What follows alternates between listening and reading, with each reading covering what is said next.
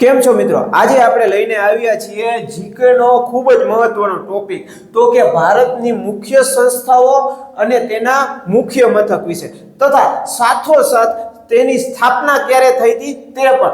જો પ્રથમ આપણે જોઈએ તો તે છે ISRO, Indian space and research organisation, જેની સ્થાપના થઈ હતી ઈસવીસન 1969 માં. એનું મુખ્ય મથક ક્યાં આવેલું છે તો કે બેંગલુરુ, કર્ણાટકમાં. પછી આવે છે ડીઆરડીઓ.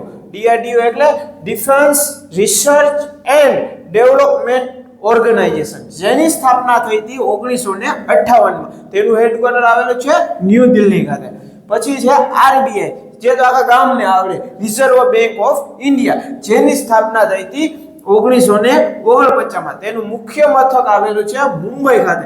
જો મિત્રો આરબીઆઈ નું રાષ્ટ્રીયકરણ કહે તો તે થયું હતું 1949, મતલબ કે રાષ્ટ્રીયકરણ કહે તો પણ 1949 અને સ્થાપના કહે તો પણ 1949.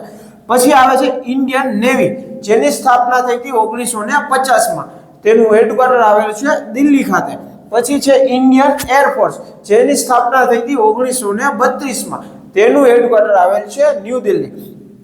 પછી આવે છે ઇન્ડિયન આર્મી, જેની સ્થાપના થઈ હતી 1895 માં. તેનું પણ હેડક્વાર્ટર આવેલું છે દિલ્હી. તો મિત્રો આપણા ઇન્ડિયન આર્મી, એરફોર્સ તથા નેવી ત્રણેયના હેડક્વાર્ટર ન્યૂ દિલ્હી ખાતે આવેલા છે. પછી આવે છે ઇન્ટા, ઇન્સ્યોરન્સ રેગ્યુલેટરી ડેવલપમેન્ટ ઓથોરિટી, જેની સ્થાપના થઈ હતી 1999 માં. તેનું હેડક્વાર્ટર આવેલું છે હૈદરાબાદ ખાતે. તો મિત્રો આ સંસ્થાઓ અને તેના હેડક્વાર્ટર યાદ રાખવાનું ભૂલતા નહીં.